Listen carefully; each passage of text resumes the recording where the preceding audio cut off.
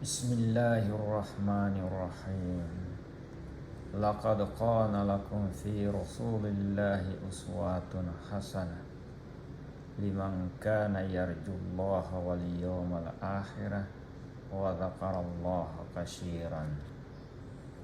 Sungguh telah ada pada diri Rasulullah itu suri teladan yang baik bagimu, yaitu bagi orang yang mengharap rahmat Allah dan kedatangan hari kiamat dan yang banyak mengingat Allah. Quran Surat Al-Ahzab ayat 21. Assalamualaikum warahmatullahi wabarakatuh.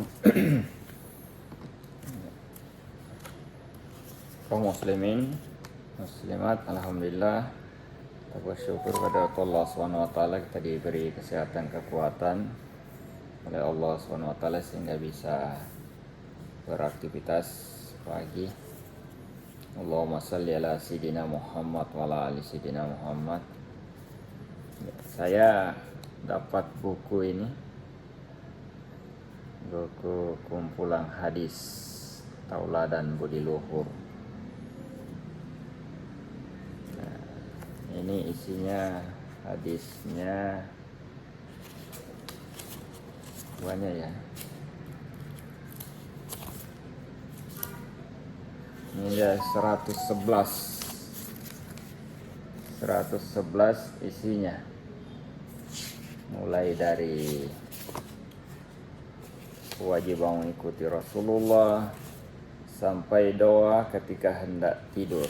Artinya ya seharian. Nah, saya ingin berbagi bagi rekan-rekan yang ingin mengikuti. Jadi video saya ini nanti akan secara rutin membacakan hadis Nabi ini mulai dari nomor 1 sampai 111 ini. Insyaallah mudah-mudahan ada gunanya saya membacakan ini atau teman-teman. Tapi kalau ingin cari buku ini silakan buku ini buku kecil sederhana. Ini cukup sudah lama buku ini. Memang waktu itu saya taruh di lemari, saya bongkar akhirnya dapat. Ya, saya akan membacakan hadis Nabi, mudah-mudahan ada manfaatnya bagi kita semua. Yang pertama adalah saya bacakan hadis mengikuti sunnah Nabi. Bismillahirrahmanirrahim. Man raghiba an sunnati falaysa minni.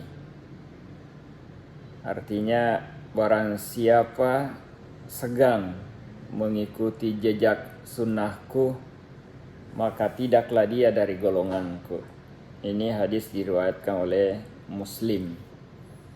Ya, jadi yang tidak mau ikut Nabi, tidak mengikuti sunnah Nabi, dan tidak mengikuti perintah Nabi, dan tidak meninggalkan larangan Nabi, maksudnya di sini adalah tentu bukan masuk dari golongan Rasulullah SAW. Ya, sehingga kita jangan sampai di situ. Insyaallah kita semua istiqomah menggunakan hati, pikiran dan keimanan dalam mengikuti sunnah-sunnah Nabi. Kemudian yang kedua, tadi mengikuti sunnah Nabi. Sekarang yang kedua adalah mengikuti jejak Nabi. La yu'minu ahadakum hatta yakuna hawahu taba'an lima ji'tu bihi. Saya ulangi. La yu'minu ahadakum hatta yakuna hawahu taba'an lima ji'tu bihi. Tidak beriman seseorang di antara kamu sehingga kemauan nafsunya mengikuti ajaran yang aku sampaikan. Ini diriwayatkan oleh Tirmizi. Jadi tidak beriman seseorang di antara kamu, di antara kita, sehingga kemauan nafsunya mengikuti yang ajaran yang aku sampaikan. Ya, kita dibekali oleh nafsu oleh Allah Subhanahu wa taala. Cuma kadang-kadang kita lebih mengikuti ajaran setan, ajaran yang tidak baik. Insyaallah kita semua berdoa kepada Allah Subhanahu wa taala senantiasa kita dituntun untuk mengarahkan nafsu kita kepada hal-hal yang tentu bermanfaat bagi orang lain, bermanfaat bagi keimanan kita, dan tentu yang lebih utama disampaikan di sini adalah mengikuti petunjuk arahan Rasulullah dari Allah Subhanahu wa taala. Nah, itu yang hadis yang kedua. Kemudian hadis yang ketiga ini memberikan tanda orang mukmin. Tanda orang mukmin, idza zarratka hazanatuka wa sa'atka sayyi'atuka fa anta mu'minun. Ya, saya ulangi. Idza sarratka hasanatuka wa sa'atka sayyi'atuka fa anta mu'minun. Jika perbuatanmu yang baik itu menggembirakan kamu dan perbuatanmu yang buruk itu menyusahkan kamu, maka itulah tanda bahwa kamu orang mukmin. Sekali lagi, jika perbuatanmu yang baik itu menggembirakan kamu dan perbuatanmu yang buruk itu menyusahkan kamu, maka itulah tanda bahwa kamu orang mukmin. Hadis ini diriwayatkan oleh Ahmad, kemudian Ibnu Hibban dan Tabrani, termasuk Hakim dan Baihaqi. Ini cukup banyak periwayatnya. Jadi kalau perbuatan kita membuat kita gembira, senang dan bahagia, sebaliknya jika perbuatan buruk kita itu membuat kita jadi susah, sedih, bahkan menyesal, maka itulah tanda kita dianggap orang yang beriman. Jangan sampai terbalik. Jika perbuatan baik kita menyusahkan kita, justru kemudian perbuatan buruk kita menyenangkan kita, seolah-olah kita ini senang, bahagia, bangga. Nah, itu terbalik. Itu berarti kita bukan beriman. Kita minum, memukul orang, menyusahkan orang, itu membahagiakan kita, membanggakan kita. Nah, itu mungkin terbalik dari hadis ini. Jadi perbuatan baik, bersedekah, membantu orang lain, ikut bergotong royong, itu menyenangkan dan membahagiakan kita, membuat kita sehat, membuat kita senang. Sebaliknya kalau kita memukul orang, menganiaya orang dan lain sebagainya, membuat kita menyesal dan senang, itulah tanda kita beriman menurut hadis ini. Kemudian hadis yang keempat, iman dan budi pekerti. Akmalul mu'minina imanan ahsanuhun khuluqan. Akmalul mu'minina imanan ahsanuhun khuluqan. Orang mukmin yang paling sempurna imannya adalah mereka yang budi pekertinya yang paling baik. Ya. Orang mukmin yang paling sempurna imannya adalah mereka yang punya budi pekerti yang baik, akhlak. Mungkin yang dimaksud akhlak ini. Ini diriwayatkan oleh Ahmad, riwayat Ahmad, Imam Ahmad. Jadi tidak Allah utus Rasulullah kecuali untuk memperbaiki akhlak atau budi pekerti. Nah, bagaimana cara memperbaiki budi pekerti? Ada pedomannya, yaitu Al-Quran dan Sunnah Rasulullah ini. Jadi akmalukum mu'minina imanan ahsanuhu khuluqan. Orang mukmin yang paling sempurna imannya adalah mereka yang budi pekertinya yang paling baik. Jadi budi pekertinya, akhlaknya yang paling baik. Nah, tentu yang paling baik akhlaknya seperti kita ketahui adalah Rasulullah Sallallahu Alaihi Wasallam. Makanya beliau adalah contoh tauladan yang terbaik. Setelah itu para sahabat, tabi'in dan tabi'in. Kemudian alim ulama kita. Nah, kita yang orang ini bukannya contoh. Jadi ini tauladan. Kemudian yang kelima, iman dan malu. Bunyi hadisnya adalah al-hayatu minal iman. Al-haya'u minal iman. Malu itu sebagian dari iman. Hadis riwayat Bukhari dan Muslim.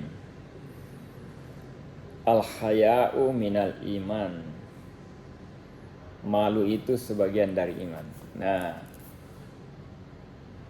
akhir-akhir ini ya tentu menurut penilaian banyak orang bahwa mayoritas kita sekarang sudah hilang malu. Hilang malu dalam artian mengobral aurat mungkin di media sosial, mengobral aib kita di media sosial atau di tengah orang, ribut, ya mungkin termasuk saya. Astagfirullahaladzim. Mudah-mudahan kita terhindar dari. Jadi malu itu bagian dari iman. Ketika kita memiliki rasa malu, nah tentu teman-teman pemirsa sudah bisa mendefinisikan masing-masing itu apa malu bagi diri kita sendiri. Al-haya'u minal iman. Malu itu sebagian dari iman. Nah, itu yang hadis ke-5. Memang kalau bicara malu ini cukup banyak. Malu. Kemudian yang ke-6 adalah terkait takwa, amal baik dan budi baik. Bunyi hadisnya, ittaqillaha haitsuma kunta wa'atbi sayyi'atal hasanata tamayyusha wa khaliqin na'adha bihulukin hasanin. Saya ulangi, kalau salah tolong diluruskan, saya cuma membaca. Ittaqillaha haitsuma kunta wa'atbi sayyi'atal hasanati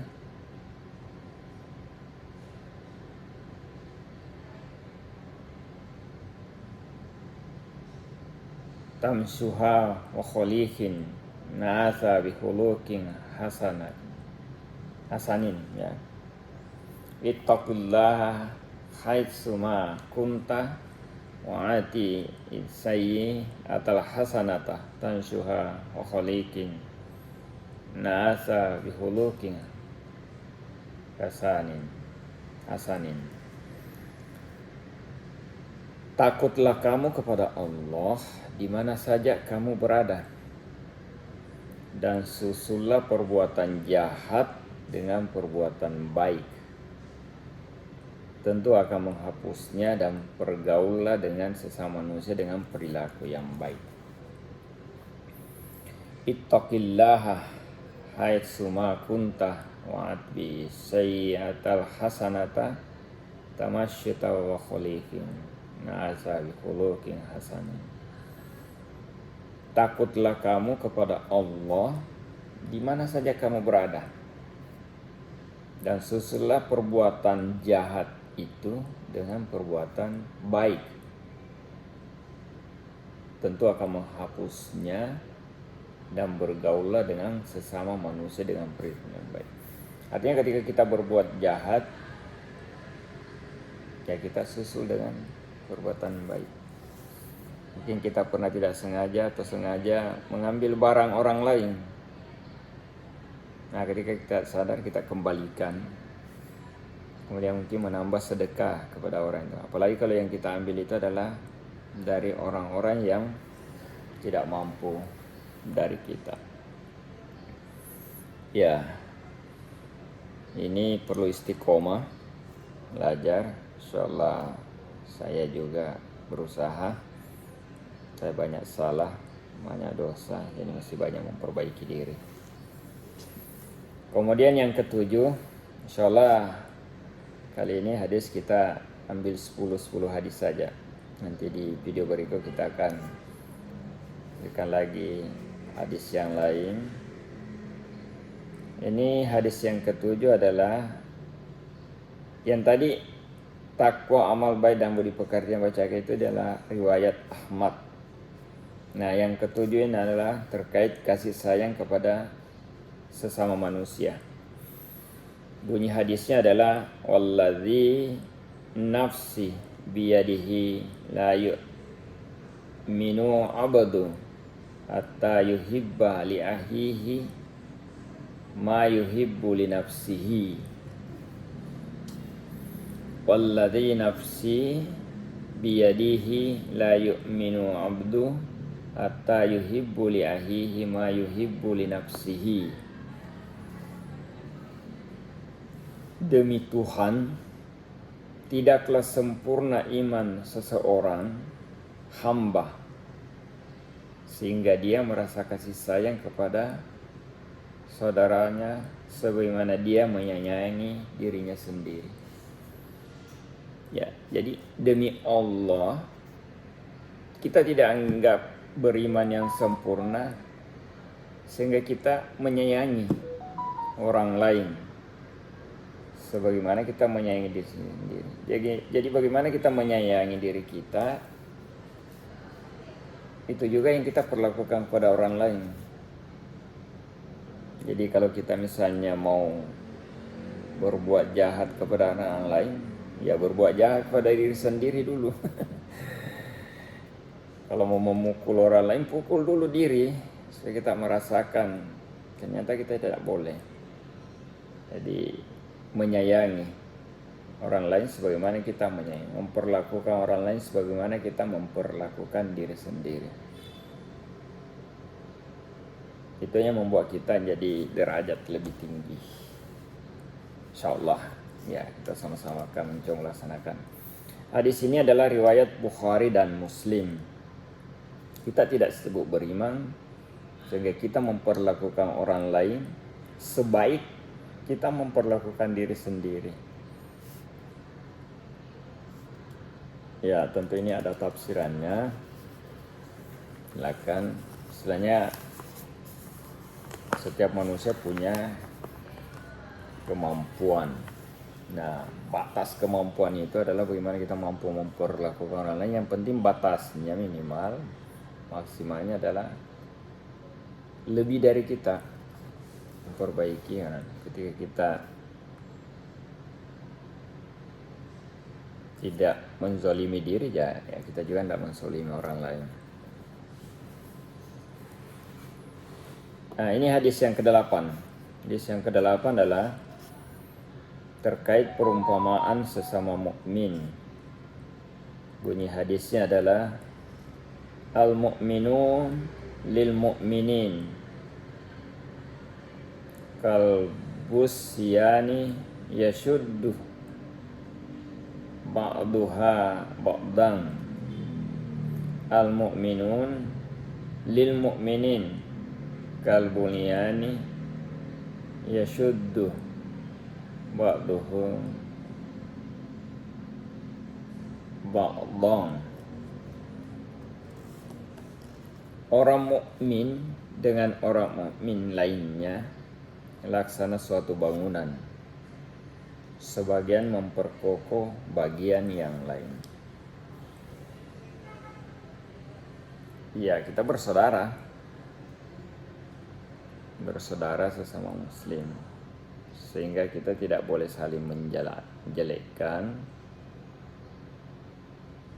atas dasar agama. apalagi menjadikan agama sebagai dasar untuk menjelekkan sesama muslim sendiri. Ini maksudnya di hadis ini. Saling mengoreksi tentu bisa, saling menegur bisa, saling memperbaiki. Memperkokoh itu termasuk menegur, mengingatkan kesalahan orang. Cuma mengingatkan kepada orang lain, menegur orang lain untuk melakukan suatu perbuatan atau merubah suatu perbuatan, maka tentu ya kita harus memiliki ilmu lebih dari itu. Jangan sampai kita menegur, mengajarkan kepada seseorang, memaksakan pengajaran kita kepada seseorang, kita tidak cukup ilmu untuk itu.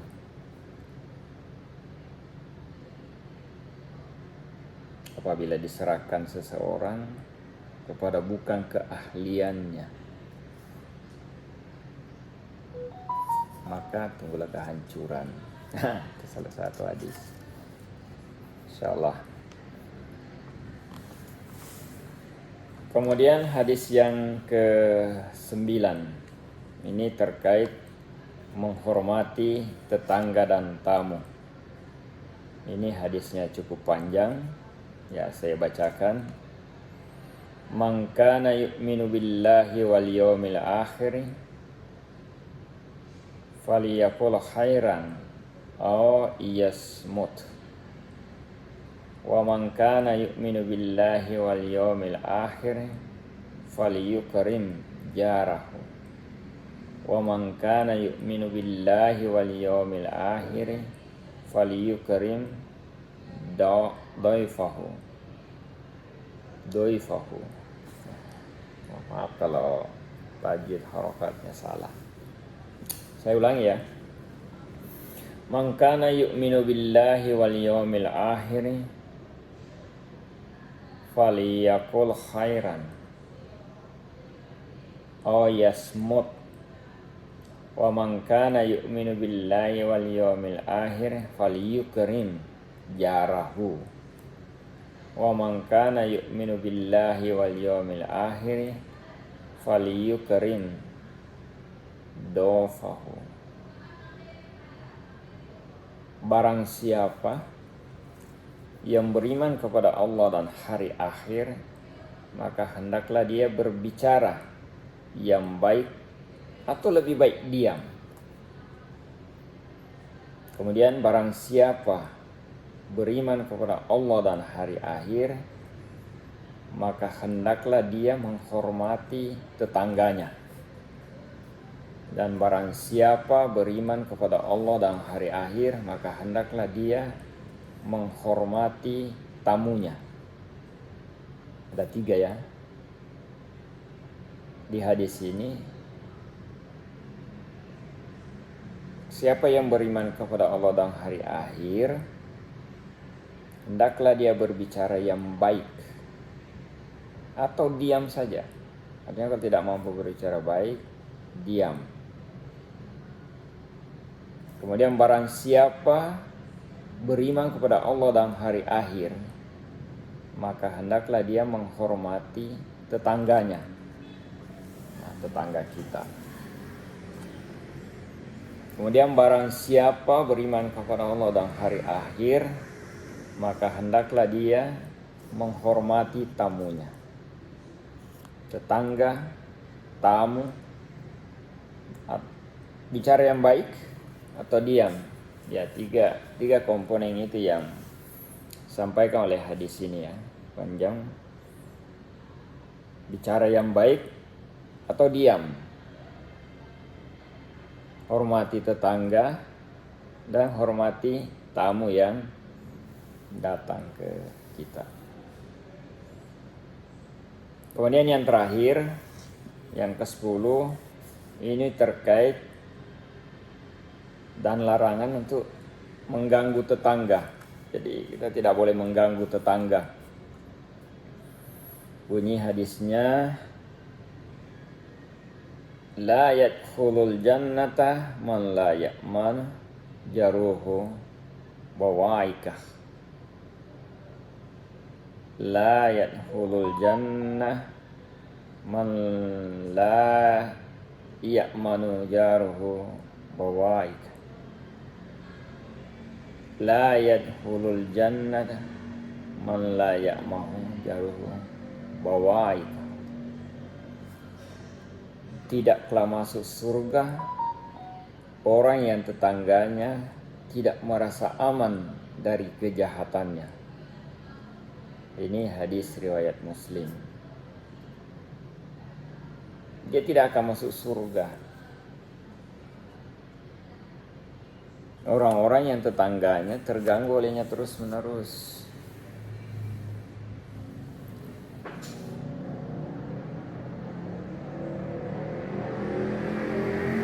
Iya. Hidup bersama manusia adalah zoon politikum, manusia sosial, tidak boleh hidup sendiri-sendiri. Hidup bersaudara, berkeluarga. Nah, tetangga kita itu adalah saudara terdekat kita.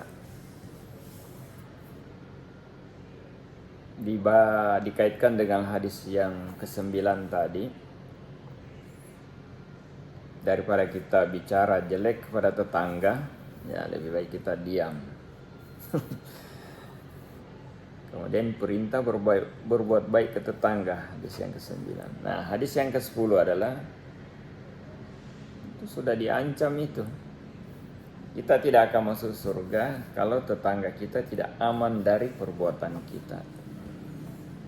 Apalagi sampai mengganggu tetangga kita. Barangkali itu sampaikan, insyaallah bermanfaat bagi kita semua. Jazakallah khairan. Insyaallah ada manfaatnya.